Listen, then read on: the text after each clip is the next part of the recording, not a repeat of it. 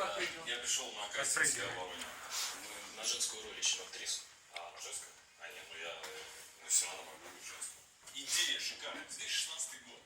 Да, возвращаюсь из будущего, чтобы перекрыть стоянку. Попробуйте на другую серьезную.